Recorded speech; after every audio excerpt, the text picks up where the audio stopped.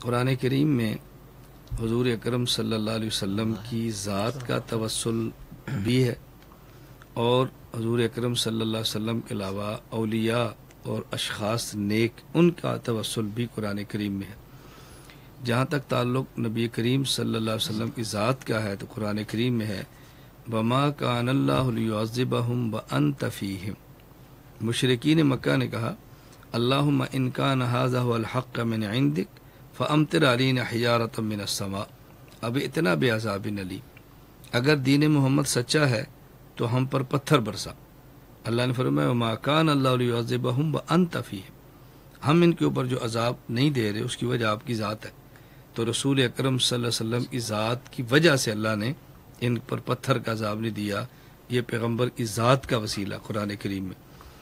اور نیک اعمال کے علاوہ عام شخصیات اولیاء سورۃ المائدہ میں ہے یا ایھا الذین آمنوا، اے ایمان والو، اتقوا اللہ وابتغوا الیہ الوسیلۃ، اللہ سے ڈرو، تقوی اختیار کرو اور تم پھر وسیلہ اختیار کرو۔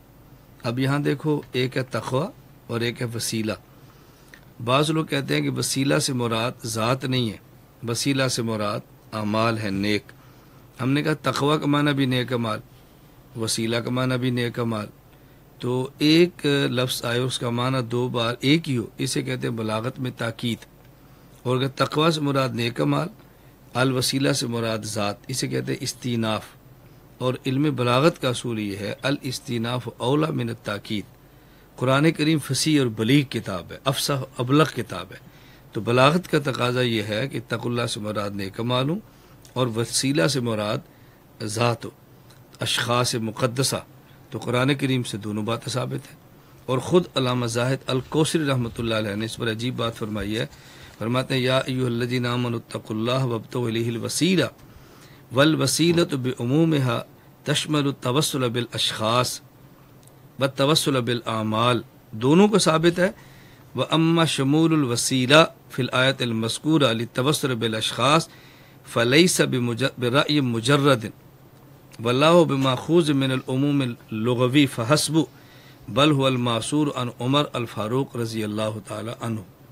الوسیلہ سے مراد جو ہم لیتے ہیں اشخاص، یہ صرف ہماری رائے نہیں ہے اور عموم لفظ نہیں ہے، بلکہ حضرت عمر رضی اللہ تعالیٰ عنہ سے بھی ثابت ہے کہ وہ ذات مبارکہ کا وسیلہ دے کر اللہ سے دعا مانگتے۔ حضرت عمر نے دعا مانگی یا اللہ ہم پہلے حضور کا وسیلہ دیتے تھے، اللہم انا کنا نتبسل الیک بنبیک صلی اللہ علیہ وسلم، اور اب ہم وسیلہ دیتے ہیں آپ کے چچا عباس کا، تو حضرت عمر نے حضور کا وسیلہ بھی دیا ہے اور حضور کے علاوہ دوسرے شخص کا نیک کا وسیلہ دیا ہے، اللہ نے دعا قبول کی ہے اور بارش ہوئی ہے، اور یہ روایت صحیح بخاری میں ہے، تو قرآن کریم سے بھی ثابت ہے اور صحیح بخاری سے بھی ثابت ہے۔ اس لیے ہم اعمال کے وسیلے کے بھی قائل ہیں، دعا کے وسیلے کے بھی قائل ہیں، رسول اللہ صلی اللہ علیہ وسلم کی ذات کے وسیلے کے بھی قائل ہیں، دیگر انبیاء، صحابہ، اولیاء کے وسیلے کے قائل ہیں، ولی اس دنیا میں ہو تب بھی اس کے وسیلے کے قائل ہیں، وہ وفات پا جائیں ان کی موت کے بعد ان کا وسیلہ دے کر ہم ان کے توسل سے پھر بھی دعا کے قائل ہیں، اور یہ بات قرآن کریم سے ثابت ہے اور حدیث پاک سے بھی ثابت ہے۔